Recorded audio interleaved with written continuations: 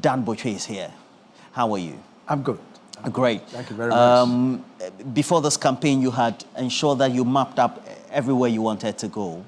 How did it start like in terms of trying to brainstorm to know where you had to go, how you need to reach, and the type of messaging that needed to go alongside the campaign?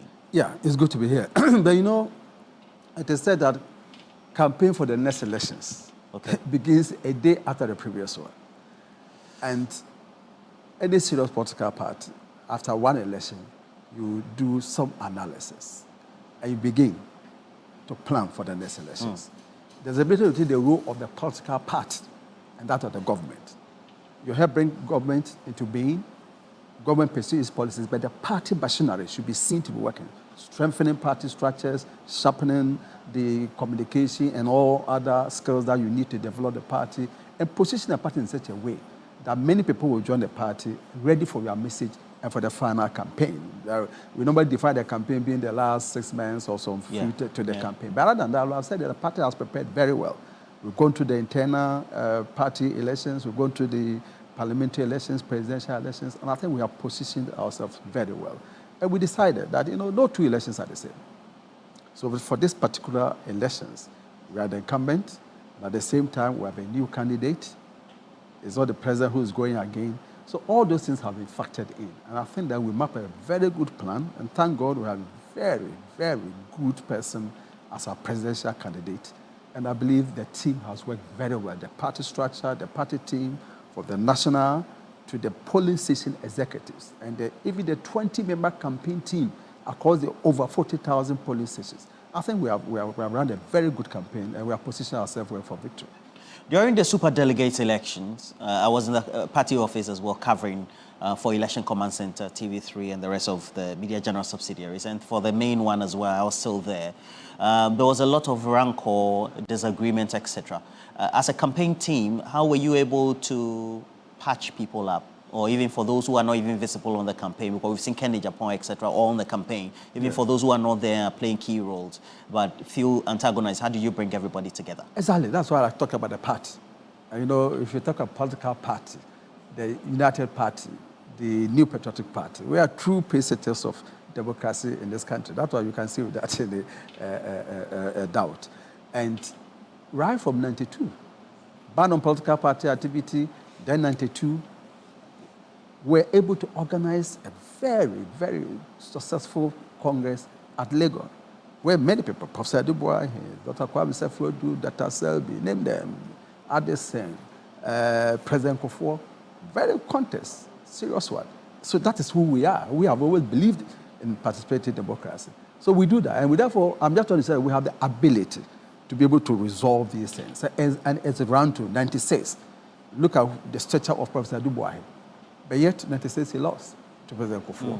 And we all joined forces and we did that. Then come 98, very big campaign. Nana Akufo-Addo ran a very, very strong campaign against President Kufuor. Sunyani, President Kufuor won. We all joined hands. So it's been that's who we are. And we have the ability to, and thank God, we have been able to do that. As you can satisfy all those who got involved in their primaries have put themselves together. And, you know, in politics, we have different tactics. So they play certain roles. Not everybody will be on the platform. But I can assure you, people have been assigned certain specific tasks, and they are all playing their role very well. We've seen that over the last, is it 2 weeks or the last 4 weeks, there's been a lot of commissioning of projects, etc. Is it well intended to convince voters, or is just at a time where projects implementation phase, and we've come to the point where they have to be inaugurated or commissioned?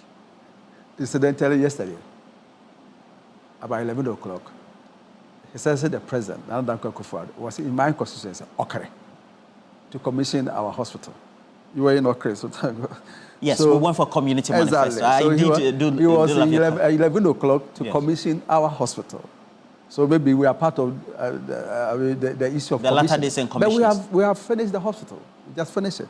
And you see, the work that we do, when we decide to serve the people, you come up with policies, programs that, when implemented, will upgrade the quality of life of the citizens, and for that matter, the whole country. It's important for people not to become so disappointed in politics. You understand? And governance for the matter. So at times they have to know that when they vote and they make the right choice, these are the consequences. So it's important to let people know what has happened. No, let me not talk about, only free senior high school, as if we haven't done infrastructure. And it's there for people to see. So this commissioning, yes, it will let people also know that, oh, I see. Oh, they've done work. Yes, it's part of their campaign, and there's no need to be apologetic about that. Why not? You have to convince people why they should give you the chance to govern again. And the people have to be convinced. They will assess it. I don't think that just because you are commissioning these things a day before elections or a week before elections, there's anything bad about that. And unless somebody can say that, oh, this project, like in my case, the hospital was finished 2 years ago and you haven't done. No, we have not done that. Why didn't you commission 2 years ago, because for example, in your case? That time. You wanted to appeal to the aesthetics? They have not finished it. Voters? They have not finished. Okay, everybody knows when we cut the sword. I mean, we have not finished it, you know. And so it's important that people appreciate what governance has also done. But what you are going to ask people to vote for you again. I don't know to ask you the question, did you fulfill your manifesto promise? If they're going to ask that, not everybody will say it. Because if we have done it in the quiet in Okre, how will anybody else do? As I travel around the country, even if I'm limited to the citizens of Okre alone, look, there's almost every region I go, I'll be somebody who hails from Okre. You understand? That person also needs to do that. Oh, back home, this is what has happened. And it's important that we do that. In any case, why not? It's a good thing. The government has done well. Beyond free senior high school, a lot of developments throughout the country.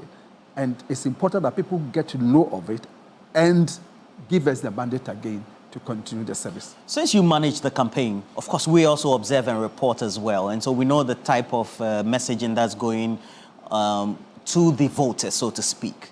As you go around, which areas can you say that the Akufo-Addo Bawumia government, if you want to rank by preference of having done well, that you're selling to the voters are? Is it economy, education, infrastructure? All aspects. All aspects. I believe we've done very well. And the records are there. And these are records that we don't make it because we are politicians. I listened to the road minister, Honorable Asenso, the other time, and those figures are brought by the civil servants. It's there. If we have done this kilometers of road, it is known. You cannot just come and say that we've done 4,000, meanwhile it was 2,000. No, you cannot, because the people are there. And you cannot say that all the engineers, all the directors in the ministry belong to a particular political party. So you can't, as it were, lie about it. And sector by sector, there's evidence that we perform better than our main competitors. We've done that. Apart from being able to come out with policies that they have not. They have not been able to come out with any social intervention policy, right from President Kofo's time. You know, for somebody said that it's an exercise of mediocrity when you compare projects. It's been said by a former president before. But be that as it may, you have our government, our tradition. We are able to bring into being things that were not there before. So beyond collecting people taxes, beyond having proceeds from oil, cocoa, diamond, gold, and all that, which once you collect, you also have to use it for the service of the people, in the interest of the people. We also bring ideas. That's the main difference. So there's no health insurance, President Kufuor brings it. There's no school feeding, President Kufuor brings it. There's no free maternal capital, there's no leave, President Kufuor brings it. And it benefits all Ghanaians. That is the difference. There is no free senior high school. Akufo-Addo Bawumia brings it to be. We started Ghana Card before President Kufuor left. 8 years. 8 years. NDC, nothing. We come back. 17 million people on Ghana Card. That is the difference. Beyond infrastructure, our party will bring policies that benefit the whole society. That NDC cannot print one. They can't. The policies they try to bring, and that makes our candidate, Dr. Bawumia, a very good candidate for not only for our party, but for the nation. Because he's made sure the campaign has been issue-centered. He's coming after policies. The declaration agenda. I am bringing this. The solar mix to our energy generation. Specific things that he started that he's going to make sure that we implement which by God's grace and by the grace of Ghanaians, it can't. But you don't have it from the NDC. You don't have it. My brother, you see, we have been governing. So for some reason, you said that, well, we're busy fulfilling our pledge to Ghanaians. NDC have been there for 8 years. 8 years. So one would have thought that when you have been rejected twice, you come back with some new thing to convince Ghanaians. What's the new thing that they brought? Nothing. Nothing. NDC have not brought up any new policy that will convince Ghanaians and that will support Ghanaians or, be of service to Ghanaians. I cannot think of it. The 24 hours, whatever they say it, is hollow, is baseless, nobody can explain. So what is it again? So the choice that had to be made on Saturday is between a visionary leader, Dr. Bawumia, who has come up with so many policies, so many ideas. He's been the most effective vice president ever. You can say it without any shadow of doubt. He's championed many policies, even as a vice president, and given the chance and being a man of integrity, so much energy and vision, he will do it. And that's why we are calling on Ghanaians to give us that mandate again. Having said that, and having gone round, it will mean that a lot you say has been done will also imply that there are areas that need to be clearly focused on. Yeah. Now that you've gone through the campaign trail, gone through the nooks and crannies of the country, which critical sectors, critical areas, parts of the country do you think needs to be quickly looked at if there should be a renewal for the NPP, Dr. Mahmoud Bawumia, Matthew Opoku Prempeh mandate? Exactly. You see, in all sectors, mind you, when you say you have got distinction or you had first class, grade 1, it doesn't mean that you got everything right. It doesn't mean. You may get 90%, maybe some 10% critical thing that you could not do or you could not finish doing. So we'll be the first to concede that there are certain areas that we still have to do more. You travel around the country, so much has been done in the road sector. But you still need us, we still have to do more. Like which areas? Which parts of the country do you think that would need urgent attention? Evenly. I will not select one area. Evenly. You go here, even my constituency, okay, we've done so much, and many people whatever. But I'm sure there will be another part of the country, of the constituency where we could not reach. So if you say, as for me, I haven't done it, because you might have done 90% in my area. Those living in the 10%, they did not get it, and they want it. You understand it? So every aspect, we have to do that. We still have education to do, the beautiful idea of the Free Senior High School, the fact that millions of young people who will have been turned into the street at the age of 15, 16, claiming that they have completed school, no skills, no training, non-employable, and yet we will be able to shepherd them through that Free Senior High School. It's a major achievement. You understand it? Major achievement. We still have the double track system going. We are still improving on the infrastructure. It's something that we'll continue doing it. Because what was the alternative? The social cost. To let these young people stay at home with all these vices going on, it was too much. So it was a very brilliant and good policy. And that's the difference. That makes NPP. The ingenuity to think about something and make sure that it's new and then you implement it for the benefit of the whole society.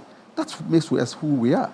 You understand? So yes, we'll do more. Improve our education. The STEM, you saw Dr. Adichum, the beautiful presentation, the commission of these many schools. Yes, but we'll not say that other areas that are still not facing difficulty. We'll have to improve upon that. We'll do that. Help delivery.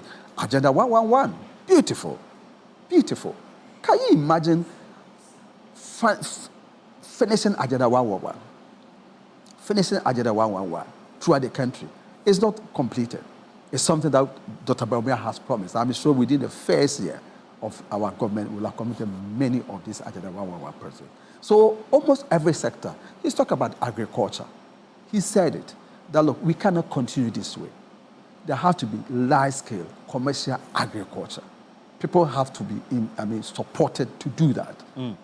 And that will also go for proper storage system. You understand? So that we can have food security throughout the whole year. He talked about irrigation support. You know, we introduced the drip machine. Now every constituency has a set of, what do you call it, bulldozers, graders. For each and district, all actually. For each MMDA? MMDA, they have it. You understand? He's talking about having that same set of machinery, a great machinery for each district. So that if you need plowing or doing anything, it's available for you to do that. So these are the new ideas you hear Dr. Obia talk about, and we are going to implement them. So from sector to sector, health, education, agric, road network, all these things are going to see massive improvement, because we believe that we need a very solid foundation for takeoff. And it just follows that the person who will be part of that process, who has a very good understanding, who's prepared to work with a very strong team, will be the person positioned for the next phase of our governance. A key consideration that has been made, an observation by a number of the groupings. You take a look at survey reports coming from Afrobarometer, and then whether it's CDD, the economy seems to be at the heart and a concern for the ordinary voter. When your candidate, Dr. Mahmoud Bawumia, the Vice President, in opposition, used the economy as a key benchmark, and the non-performance of the then government as a key benchmark to be able to solicit and campaign and get to the heart of the ordinary people who voted for the party. Would you say that it's a deliberate attempt to focus on digitalization and not the bread and butter issues of the economy for the ordinary Ghanaian in this campaign? I don't think so. I don't think so. And that he has run away from the subject of the economy? We've heard all that. We still be talking about the economy. And I remember when we went around all this with the first phase of our campaign, whether the stakeholder consultation with the clergy, the religious bodies, the chiefs, these matters came up for the side. And we were trying to even explain. He gave 2 examples. How digitalization has saved money. It's over 40 million Ghana cedis or more at national service alone. Then you talk about the pension scheme, the use of digitalization to fight corruption. It's all part of the management of the economy. You understand? And then you cannot run away from the fact that up to 2016, our lives were not on. We had done so for 3 to 4 years. Up to 2016, nurses, teachers, allowances, payment to them was a problem. After 2016, we were told that the meat had been stripped to the bone. So this is what we inherited. And it's important we don't forget that, because that's the basis. This is it. This Inherited what? I mean, from the NDC. What did you inherit from the NDC? I'm saying that if they have run the economy well before 2016, we didn't have had doing so. And the effect of doing so on the economy. The fact that you got to say, well, you can go on strike, out for me, I'm a dead good, there's nothing that I can do. The fact that nurses' allowance were not paid, the teacher allowance were paid, this is the state of Ghana's economy. And yet it is in this state that we're able to implement free senior high school. So it's important for us to that we have been better managers of the economy. And what we inherited, or the state in which they pushed Ghana's economy into, they not suffer the COVID-19. It is not. And people don't want us to talk about it. But rather, if you listen to, I think if you read about, there's a 4 or 5 paragraph letter of President Biden when he was saying that he will not go again and he was stepping down the academy. He mentioned COVID-19 and the effect it has had on the American economy and the world economy. He did? They do that. I'm asking you, he did? He did. Oh, no, it's there. You can always check it. His party lost. No, I'm saying that he mentioned that. He mentioned that. Who can take and I'm saying his party lost. I'm asking you that. 40 billion and even give to Ukraine. We go for a resource of them. They accept the fact that COVID-19 had an effect. But in Ghana, people don't want you to accept or say that it had an effect. It had an effect. And I'm saying that even beyond that, we've been able to manage the economy. Why is inflation went to over 50%? We all know where it is now. 54% actually, yes, in 2022. We know where it is now. You understand? So certainly we had challenges. But it's important that we have been better managers.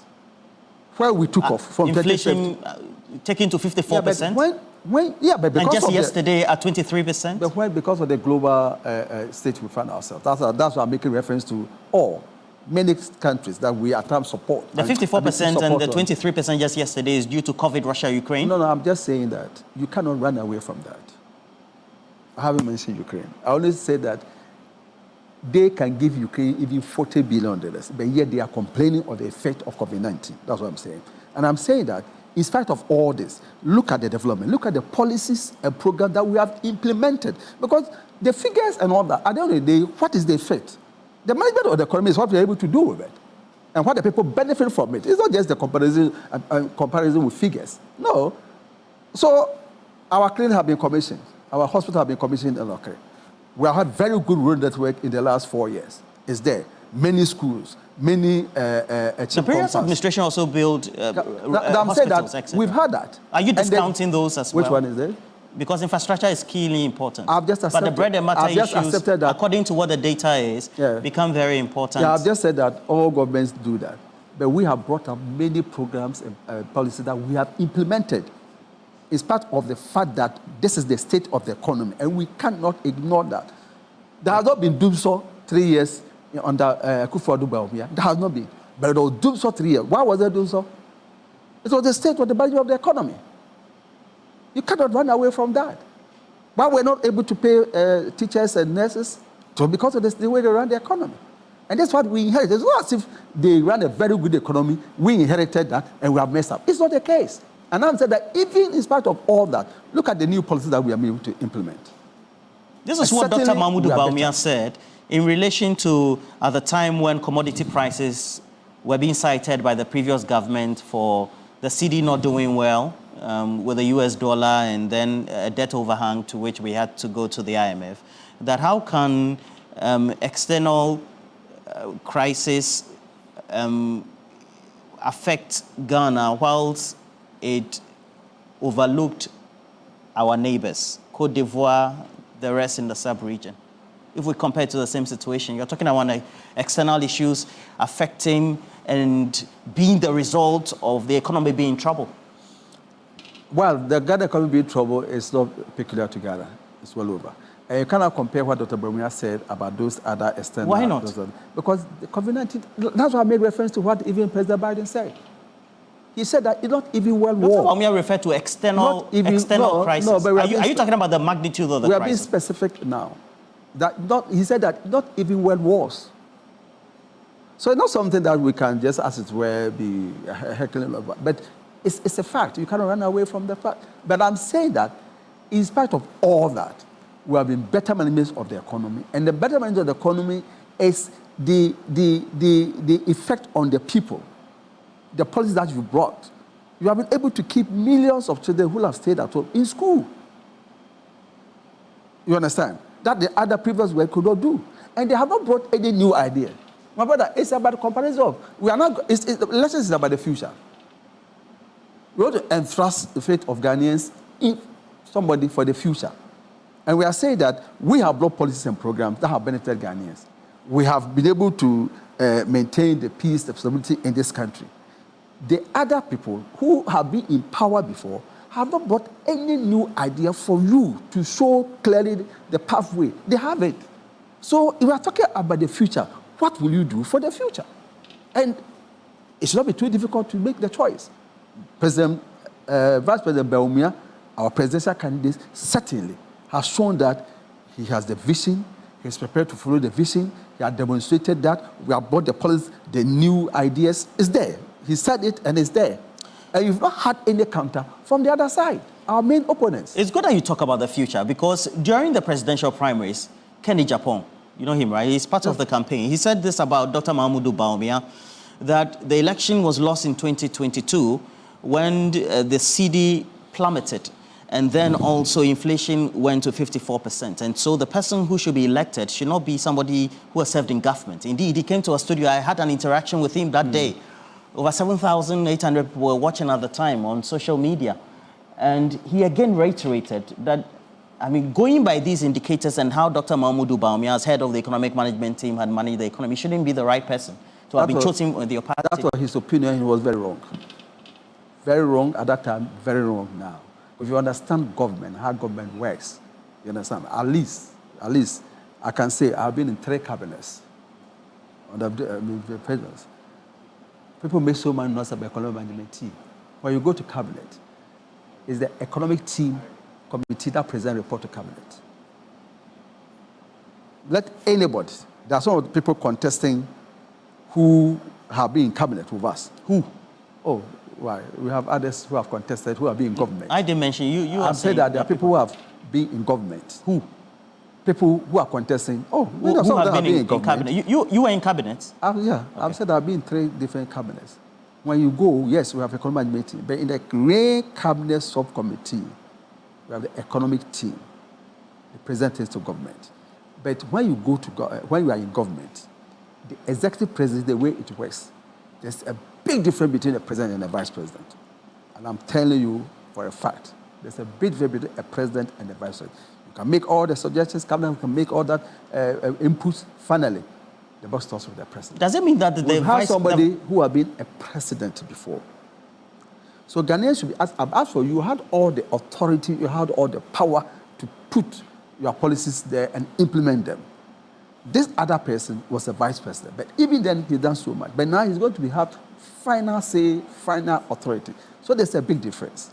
You understand that? Yes, Dr. Boy was the vice president, and he's still the vice president. He's been part of our team. You understand? And we believe that we've done well, far better than the previous government. And given the chance, we'll do more. And he will lead a very strong team. That one is somebody's opinion. You cannot also dismiss the fact that we're competing. We're competing. And once you are competing, also... You mean Kenny Japan competing? Of course. He was a competitor in and so the things he said, he said and posited, you are were lies? Time. That's his opinion. You have... I'm sure you'll heard of the J.H. Bensa, Ekuforte, Rote Cassava. When you are competing, you stay there, but the man comes back and still serve in the same government. Do you know the sort of things Kamala said about President Biden? He was his vice president. Even currently, what didn't J.D. Vance say about Trump? He's his vice president-elect. You understand? So when people are competing, or people have opinions, they can express it. Later on, they can come and say, well, I don't think I understood it very well at that time. I think he was wrong, and he is still wrong. He was part of the team. I know the role they all played, and are given the chance in totality as a government, we have put up better policies. We have managed the economy better. And given the chance, we'll still serve Ghana better than the NDC. I'm just going through the NPP manifesto, and I've also heard the promises also by the presidential candidate, the vice president as well. And e-levy, betting. Somebody will ask, where was he when these were being implemented? Suggested from the economic management team to cabinet, of which you were a member. Well, I can say that as when I was in cabinet, economic management team has not presented sector. And even if they present it, I'm not a member of the economic management team. They present their report. I may not be a member of the infrastructure committee. You present your report. When you present your report, I don't know how you run this place, but I'm sure you have various departments, isn't it? When you present your report to the management takes a decision because management decision. So to now say that, no, he was the one in charge of, what do you call it, TV3, not part of Unia. Mr. Dabuchi, we were specifically talking about betting. No, betting, I'm saying that when you present betting and e-levy, you present a report to cabinet. Cabinet takes a decision, and that's the decision of the government. I'm not running away from that. If the decision is wrong, is bad, it's government decision. I agree to that. But I'm saying that... So who do we blame? We blame government, the head of the government. Okay, so the vice president is part of a government that implements a policy, and the vice president again proposes that when he comes into power, it's only then that he can stop that tax handle or the 2 tax handles, e-levy and betting tax. Because at that time, he's the president. I've told you that I've sat in cabinets. You understand? You can say all that you say. At the end of the day, if the president said this is what I will do it. Really? Yes. Take it from me. So the vice president said don't do it. I haven't said that. I'm saying that. So what are you saying? I'm saying, that's what I just said.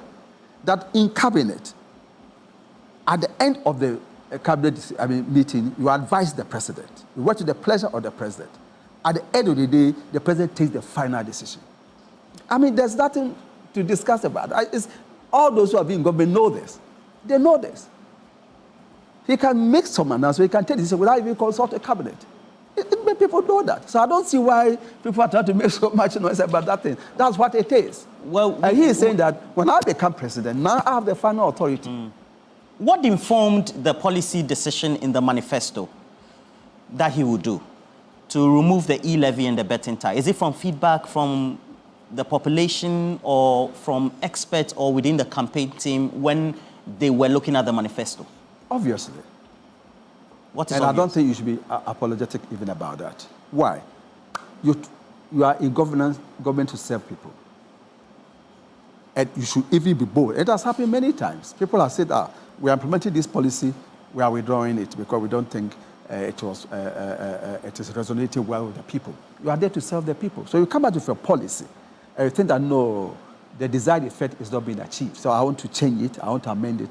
There's nothing wrong. You should be humble enough and straight, be very honest and transparent with the people. Because you are all there to serve. You understand? So even if you made a policy and you think that, no, it's not resonating well, this is not the outcome that we expected. Therefore, we are changing it. There is nothing wrong with it. Why does he have to do it only when he's elected into office? Because I just explained. What's your explanation? One, a policy has come out. You see how it has been implemented, whether you are getting the desired outcome. If it is not, and you have to amend the policy, why not? Okay. And you can only do that in the next government, where you are the final authority. And that's how it works in all governments all over the world. That's the only way you can do it. I think that is a laudable response. That then brings to mind the policy to now subsidize dialysis treatments for kidney patients. So it's a policy that was being implemented before December 1, not to do the subsidization. Now it's being done from December 1 to do the subsidization. Yeah. So if it can be done today, in relation to what we just talked about, why can't it be done earlier on? Yes. Yeah, but that's the whole idea. Dialysis can be done, can be subsidized today, but removing betting tax and all that cannot be done today. Yeah, but again, that decision is taken by the government. But Dr. Mahmoud Bawumia, he announced the dialysis. Yeah, but he announced it because it's the decision of the government. Really? Yeah, but he couldn't have announced that it's the decision of government. He could not. He announced it because it's the decision of government. And as a vice president, he can announce it. Any minister or spokesperson of government can announce government decision, but it's a decision of government. So the impression that, why didn't he do this when he was vice president? He was not the president. He speaks to government policy. So the dialysis, he's not the president. Come again? The dialysis but it's a decision of his government. And so he announces it. He announces it. Okay. But when he becomes, well, I don't know whether I can say that. Nigerians at this time, they have thought, Oga Kwata Kwata. It's like you are the... Oga Pata Pata. Okay. It means you are the final Oga. Is that what it means? So now the vice president, Dr. Mahmoud Bawumia, the president is not the Oga Pata Pata. Oh, but what is the name? But he takes credit for a number of the policies. VICE, vice president. Yes, why not? Those that is obvious. I mean, you will not associate digitalization, even though it's part of the policy of government, with any other person, but not even with the president. Everybody knows that he's the one who spearheaded it. Okay. Everybody knows that he's the one who spearheaded drone delivery. We all know that. That was something that... the government allowed him to spearhead that. Spearheaded, and it's obvious that he spearheaded it, and we all know that. You cannot doubt that. It wasn't there. And then he brings it. That's the difference between NPP and NDC. We always bring new things, new ideas that benefit the people. You don't find that in NDC. And that's why the choice for the future is for NPP to continue. Now, having gone through the campaign period, it means that today you are climaxing it. What gives you, based on the responses you've gotten across the campaign trail and the various areas, the confidence that the people want Dr. Mahmoud Bawumia? Oh, yes. We've gone throughout the country, traveled there. Touch base. The first phase, he went at the regional level, met the regional House of Chiefs, met the religious leaders, met the Youth Connect, you understand? So that he has introduced in this campaign. And solicited for ideas and explain some of the policies. Because, during the second phase of campaign where you are at a rally, and it's not time that you can really get the feedback. So in the first phase of the campaign, that informed many of the decisions in our manifesto. He had that interaction with them. And people get to know him, had a feel of him better. And people can testify to his humility, the fact that he listens, and the fact that he is prepared to lead a good team. Very, very honest and transparent person. You cannot stick things on Dr. Bawumia. And people have tried. It will not stick.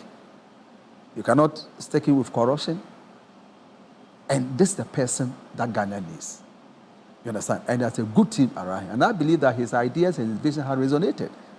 And he has run an issue-based campaign, devoid of issues, rancor, and it's there for us to see.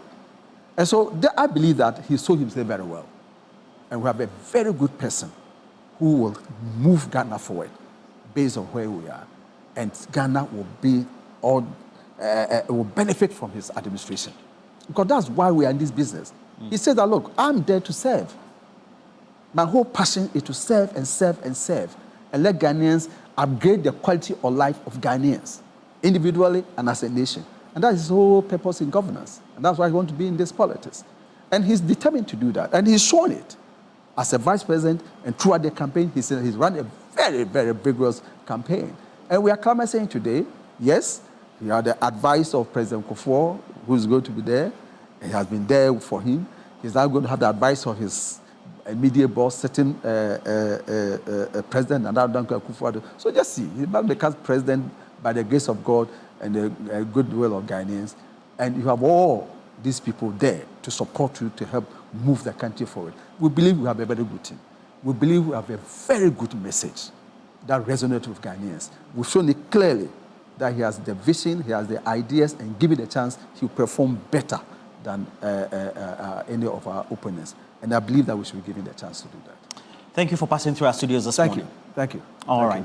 Great to have you. And that is Dan Botwe. And Dan Botwe currently chairs the Dr. Mahamudu Bawumia 2024 It Is Possible campaign. The climax, the campaign today, and it's taking place at the University of Ghana Sports Complex. And certainly it will be live on this channel as your election command center.